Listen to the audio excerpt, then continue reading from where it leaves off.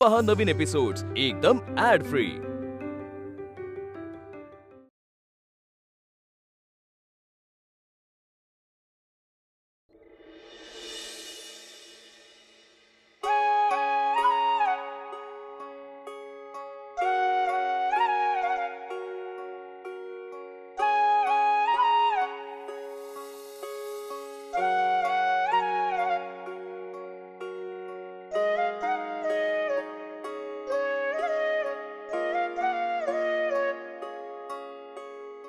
भामे, अगं हे काय करतेस? कशाला ओझे उचलते उगाच?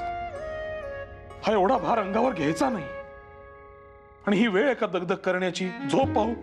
तुमचा थोडा भार कमी करायचा होता म्हणून हे घेऊन आले होते.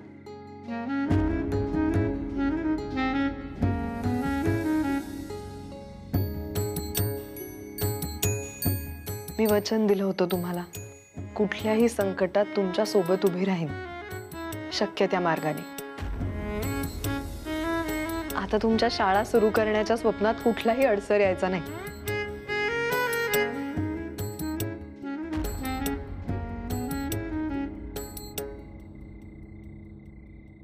काय झालं? माझं काही चुकलं का? तुझं काहीही चुकलेलं नाही, परंतु आता या काळात जेव्हा मी तुझी, आपल्या बाळाची जबाबदारी घ्यायला हवी,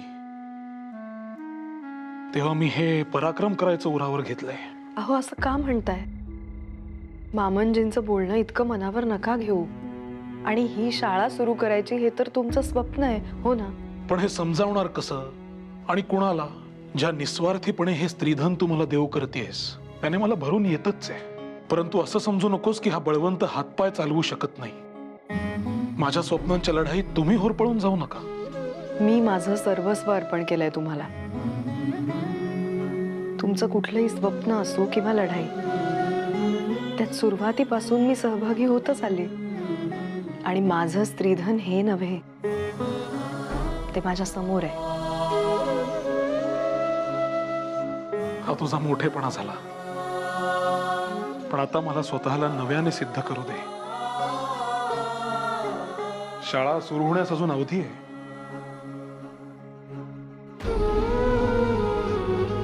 आणि पैशाची सोय मी करेन. माझ्यामुळे आपल्या कुटुंबावर, तुझ्यावर आणि विशेषतः आपल्या बाळावर कुठलेही संकट येणार नाही. कितीतरी समाजसुधारक आहेत, चांगल्या कामासाठी झटणारे आहेत. आम्ही त्यांच्याकडे जाऊ आणि निधी उभा करू. तू काळजी करू नकोस. आणि भामे, आमच्या शाळेचं नाव आम्ही न्यू इंग्लिश स्कूल असं ठेवले आहे. फार चर्चाच करावी लागली नाही, हे असे झटकन सापडून गेले. आम्ही एकत्रच म्हटलो, मी आणि आगरकर, न्यू इंग्लिश स्कूल.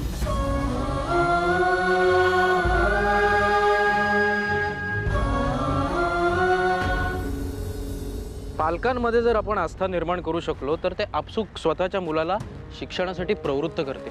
आणि तेच अपेक्षित. बळवंतराव, हो बळवंतराव. होय, हो. चला, माझ्या डोक्यात वेगळेच विचारचक्र. कसले विचारचक्र फिरतंय? गोपाळराव, आता आपण जी शाळा चालू करण्याचा बेत आखत आहोत त्याने आपले इप्सित खरंच साध्य होईल असे वाटते तुम्हाला? बळवंतराव, अहो हे तुम्ही बोलत आहात? अहो, शिक्षण प्रसारासाठी माझ्या इतके किंबहुना माझ्यापेक्षा काकणभर जास्त आग्रही तुम्ही आहात. आणि हे तसे नव्हे. आता काल भामासोबत बोलत असताना मी दूरध्वनी यंत्राचा संदर्भ दिला. विलक्षण शोध आहे. तेव्हापासून माझ्या मनात एकच गोष्ट येते, आपल्याकडे असे शोध लागावेत त्या दर्जाचं शिक्षण आपण देतोय का? नसेल तर ते द्यायला हवे. त्या अनुषंगाने फक्त शाळा सुरू करून उपयोग नाही, तसे शिक्षण मिळेल असे कॉलेज सुरू करायला हवे तरच. काय? अहो काय बोलताय तुम्ही? इथे एक खासगी शाळा सुरू करताना किती दमछाक होते तुम्ही बघताय, आणि आता मध्येच कॉलेज काय? खरंय, परंतु ध्येय मोठे असेल तर. हे बघा, तुमचे हे विचारांचे चक्र इथंच थांबवा. आत्ता चिपळूणकरांना भेटणं जास्त गरजेचं आहे. शाळेसाठी जागा ठरवायची आणि तो निर्णय महत्वाचा आहे. तुम्ही माझा मुद्दा समजून घेत नाही. देशाचे भविष्य घडवतो कोण? युवक. पुढे जाऊन सापेक्ष सारासार निर्णय तोच घेतो.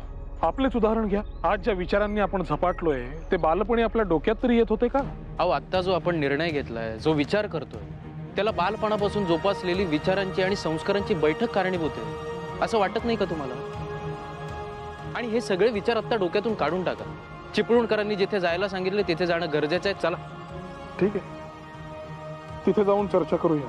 एकतर माझ्या डोक्यामध्ये इतक्या विवंचना सुरू असतात ना, त्यात तुम्ही असं काही बोललात की लक्ष विचलित होतं माझं. आता कसली नवीन विवंचना? काही नाही, चला. सांगा. तुम्ही मगाशीच काहीतरी सांगणार होता. काही नाही, चला. आणखीन उशीर नको व्हायला.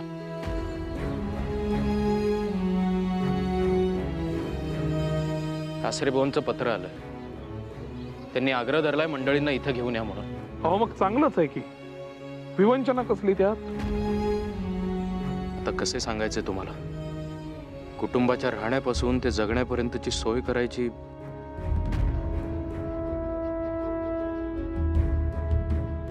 नाही, आता सासरे भाऊंचा रोष पत्करून कसं चालेल? आणतो मंडळींना इथे. चांगलीच गोष्ट आहे ती. संसाराचा प्रारंभ आनंदाने करा. असे सदा साडेसातीचा अंमल असल्यासारखे वागू नका. चला.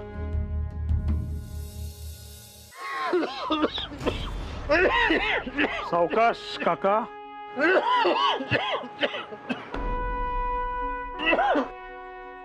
तुम्ही तुमच्या प्रकृतीची काळजी घेणं आवश्यक आहे. सावकाश. उत्तम. New English school. फार समर्पक नाव आहे. खूप समाधान वाटतं. आम्ही बघितलं होतं त्याच्या कितीतरी पुढचं स्वप्न तुम्ही प्रत्यक्षात आणता आहात. यामागे प्रेरणा म्हणून देखील तुम्ही कारणीभूत आहातच ना. निश्चितच. सावकाश. माझ्यामध्ये असा उत्साह संचारलाय तुम्हाला सांगतो. असं वाटतं तुमच्या प्रत्येक कार्यामध्ये तुमच्या बरोबर सहभागी व्हावं. तुम्ही आधी ठणठणीत बरे व्हा, मग आम्हीच तुम्हाला सोडणार नाही आहोत. काय? हो, तो दिवसही अगदी लवकर येईल. बर, असो. मला सांगा, कधीपासून शाळा सुरू करताय? अहो, शाळा सुरू करायची म्हणजे मोठी जागा हवी. अगदी प्रशस्त आणि छान.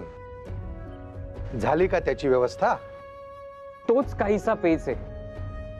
नाही, मी काय म्हणत होतो, नदी पलीकडे जी प्रशस्त जागा आहे मोकळी, तिथे बांधकाम केलं असतं तर? अहो शास्त्री बुवा, इतक्या दूरवर कोण येईल? जागा ही मध्यवस्तीतच हवी. अर्थात. आणि मध्यवस्तीमध्ये इतकी प्रशस्त जागा मिळणं अवघड आहे. काका, मी सांगत होतो आमच्या घरीच शाळा सुरू करूया. बळवंतराव, आता या परिस्थितीमध्ये तुमच्या घरी काही होणार नाही. असं सुरू तर करू, मग पुढे बघू, ठरवता येईल काय करायचंय आणि कसे करायचे. अहो आगरकर, पण दुसरं काही सुचतंय का? नाही म्हणजे कसं आहे, मी माझ्या काही सहकाऱ्यांना सांगितलंय, पण पाहिजे तशी जागा अजून काही मिळत नाही. त्या निगोजकरांनी नकार दिला का भाड्याने जागा द्यायला? छे हो. अहो, ते एवढं भाडं मागतायत, ऐकाल तर गेरी येऊन पडालच. त्यांचा नाद सोडा आगरकर. मी सांगतो तोच पर्याय आहे. आमच्या घरी नाही. बळवंतराव, आपलं बोलणं झालंय आता. तुमच्या घरची परिस्थिती वेगळी आहे. उगाच तुमच्या घरच्या विवंचनेमध्ये टाकू नका तुम्ही. विवंचना नाहीच मुळी. आहे. पण मी काय म्हणतोय, नदीजवळ मोकळी जागा आहे ना लांब उघड्यावर. पडणार आहे आपल्याला. मग आमच्या अंगणात भरायला काय हरकत आहे? नको. ते मध्यवस्थित ते बघा, देखील आहे. आपण- थांबा हो, थांबा. रावसाहेब फडणवीस माहिती आहेत का? रावसाहेब म्हणजे मोरोबा दादा फडणवीस यांचे नातलग ना? बरोबर. रावसाहेब माझ्या उत्तम परिचयाचे आहेत. त्यांच्या वाड्यामध्ये आपल्या शाळेची सोय होऊ शकेल. अहो काका, पण ते इतके मोठे, म्हणजे एकेकाळी त्यांनी राज्य केले तिथून. आता तीच जागा आपल्याला शाळा चालवायला कसे देतील ते? हो ना, आमची तर ओळख देखील नाही त्यांच्याशी, आणि त्यात आम्ही नौखे. तुम्ही काळजी करू नका, मी आहे ना.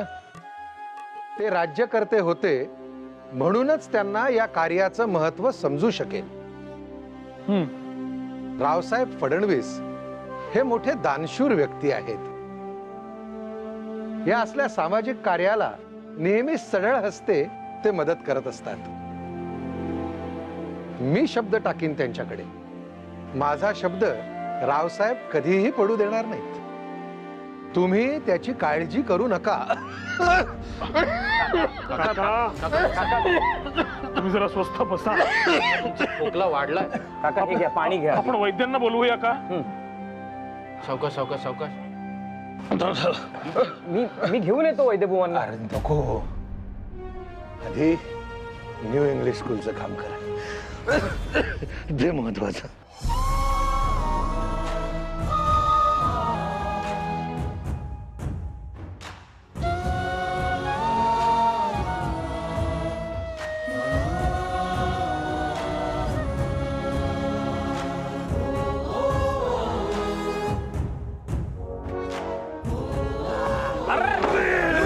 परमेश्वरा, अरे अरे अरे अरे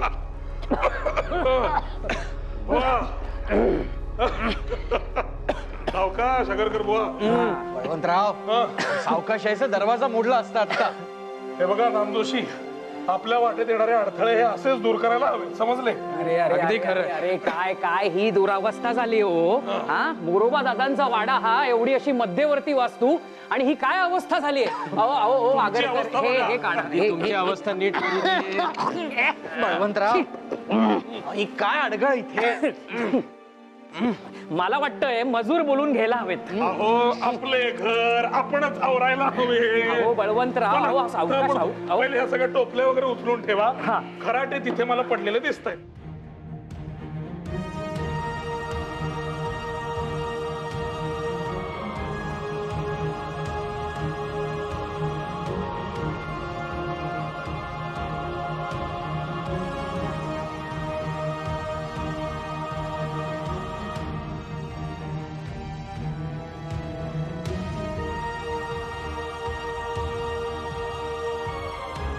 काय हो बुवा, कसल्या तंत्रीत आहात? ठीक आहात ना? हो हो हो. धुळीचा त्रास नाही ना? नाही नाही, आता बसा जरा. शाळेसाठी तर जागा मिळाली, परंतु घराचे काय करावे? खिशास परवडू शकेल अशी जागा शोधावी लागणार आहे. ओ आगरकर. सावकाश. मंडळी, मी काय म्हणतोय, आपल्या या जागेबद्दल आणि आपल्या या शाळेच्या एकूण कामाबद्दल मी एक पत्रक छापून घेतो. काय, कशी वाटते कल्पना? उत्तम उत्तम कल्पना आहे. तुम्ही ताबडतोब लिहायला बसा. आम्ही आवरायला ताबडतोब मार्गी लिहायला लावतो. घेतो पत्रक.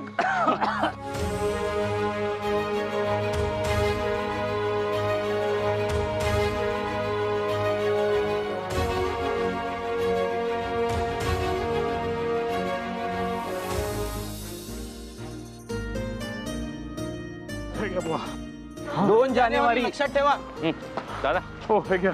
हे घ्या. लक्षात जानेवारी. ठेवायचंय. 2 जानेवारी 2 न्यू जानेवारी इंग्लिश न्यू इंग्लिश हे बघा, आले का लक्षात? आवर्जून बुवा, हे यायचं. घ्या. त्यांना दिलं, तुम्हाला मिळालं. अगरकर 2 जानेवारी आगरकर आवर्जून कुठे? यायचं. आम्ही सगळे वाट बघतोय तुमची. हा, बरं, शेजार पदारी सांगायचंय. सगळ्यांना. आले का लक्षात? 2 जानेवारी.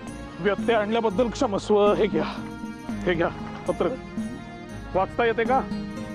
घरात शिकण्याजोगे कोणी लहान मूल असेल तर त्याला अवश्य पाठवा. 2 जानेवारी न्यू इंग्लिश स्कूल आपण सुरू करतोय, नवीन आपली शाळा. आले का लक्षात? हे घ्या. 2 जानेवारी नक्की या. हे घ्या, आवर्जून यायचं. New English school. हा, न्यू इंग्लिश स्कूल म्हणे. न्यू म्हटले की आधुनिक होते की काय? आणि म्हणे राष्ट्रीय शिक्षण देणार. म्हणजे काय? अहो, नुकतीच मिसळून फुटलेली मुलं ही शिकवणार. अहो, इंग्लिश शिकायचे म्हणजे सरकारी शाळा नको का? आपल्या या पोरांना जमेल का ते? आणि अशी जाहिरात करून सरकार विरोधात जायचं का यांस? शिक्षकांची नावं तर बघितलीत? बघू. टिळक, आगरकर, चिपळूणकर, हे बघा माधवराव नामजोशी. एक नाव ओळखीचे दिसत नाही. अहो, टिळक म्हणजे ते गंगाधर शास्त्रींचे का? अहो, ते इतके थोर आणि यांना कुठून ही अवदसा सुचली? अहो चांगली नोकरी करायची सोडून नको ते डोहाळे का लागले त्यांना? अहो मी म्हणतो हा पोरखेळ राहू दे बाजूस, ह्या साऱ्यांनी आपापले संसार जरी व्यवस्थित केले ना तरी पुरे, नाहीतर तिथेही MA चा निकाल लागला बघ आणि अखेर उत्तीर्ण झालो. अभिनंदन अभिनंदन. जॉन्सन साहेब म्हणालेच होते MA उत्तीर्ण झाला की तुला 25 रुपये पगारवाढ करतो. अरे वा वा वा, म्हणजे तुझा पगार 200 रुपये होणार. अर्थातच. काय तू आणि अनुत्तीर्ण? गोपाळ, खरं तर तुझ्यासारख्या हुशार आणि चाणाक्ष मुलाकडून मला गुणवत्तेची अपेक्षा होती. मग याच परीक्षेत? आजवर नशिबाने इतक्या परीक्षा बघितल्यात सर, त्यामध्ये कधीही अनुत्तीर्ण झालो नाही. या MA परीक्षेमध्ये कुठे कच खाल्ली कळत नाही. मी स्वतःला नाही क्षमा करू शकत आहे. गोपाळ, एक गोष्ट लक्षात ठेव, आपली प्रत्येक चूक किंवा प्रत्येक अनुभव आपल्याला काही ना काहीतरी शिकवतच असतो. आणि मला खात्री आहे तू कुठल्याही गैरमार्गाचा अवलंब करून वेळेचा अपव्यय केलेला नाहीये. तेव्हा आता इथून पुढे अधिक जोमाने सर, मी आता पुन्हा परीक्षा देणार नाही. गोपाळ, तसंही मला सरकारी नोकरी करायची नाही, त्यामुळे MA झालो काय किंवा नाही काय तरी फारसा फरक नाही पडणार आहे. आणि आता शाळेचंही काम सुरू होतंय, त्यात लक्ष घालीन असं म्हणतोय. माझं ऐकशील?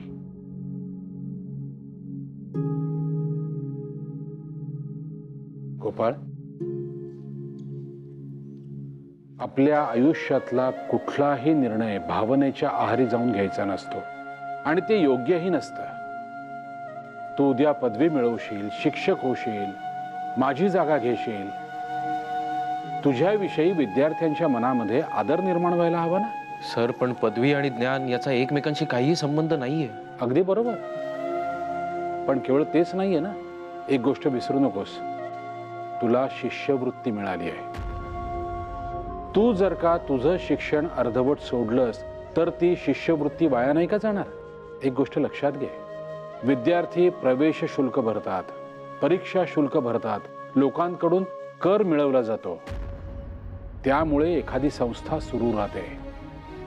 हा सगळा पैसा समाजाचा पैसा आहे, तो वाया नाही का जाणार? आणि अपयश कोणाला येत नाही, परंतु अपयशामुळे खचून न जाता जो पुढे वाटचाल करतो तोच खरा यशस्वी होतो. तेव्हा माझं ऐक, इथून पुढे जोमाने अभ्यास करायचा आणि MA उत्तीर्ण व्हायचा. वाटल्यास हे सगळं तू तुझ्या शाळेसाठी करतोयस असं समज.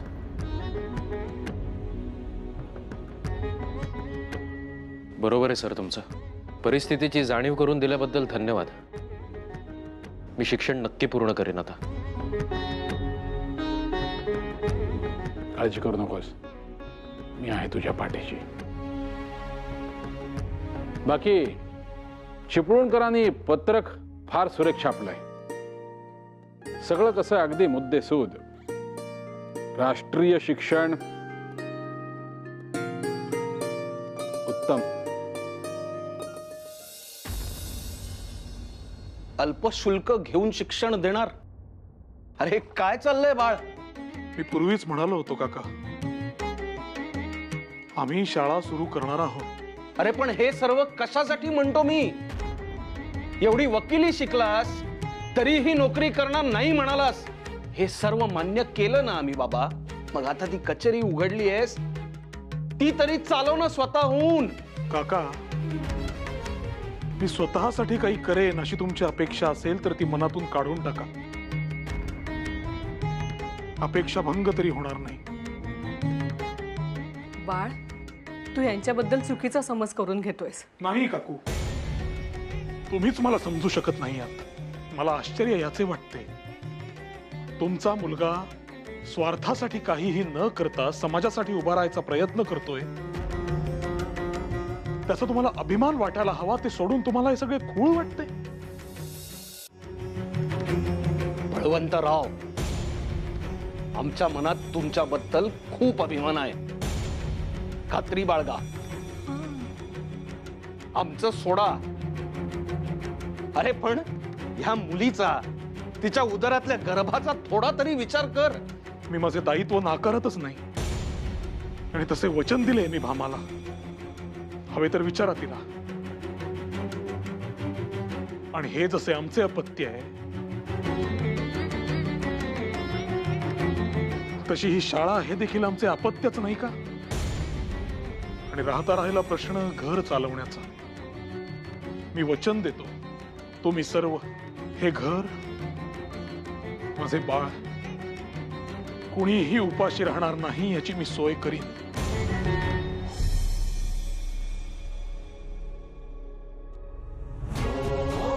मला स्वतःला उपाशी राहावे लागले तरी